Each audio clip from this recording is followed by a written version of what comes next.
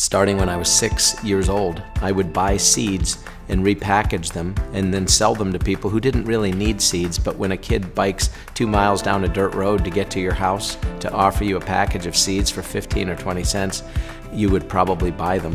My first job was working on a farm. I used to clean out the stalls and wash and groom the cattle, and learned a lot about work ethic and a lot about finances and everything you could learn from starting out at the very bottom. I was a busboy at Bob Evans, and it was in the early 80s, and you had to get your hair cut above your ears. Little did I know that the majority of my career would be spent in food service, but I certainly learned a lot of good lessons at Bob Evans in an entry-level position.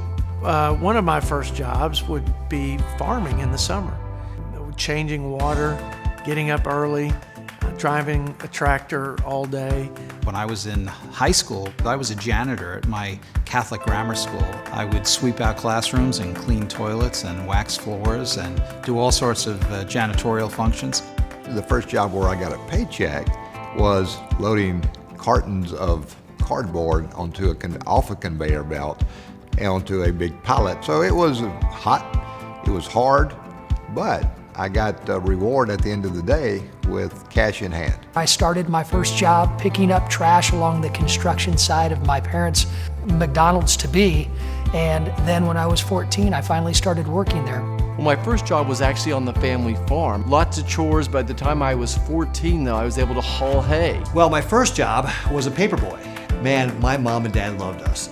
They were the ones that had to get up with us on Sunday morning to help deliver the papers.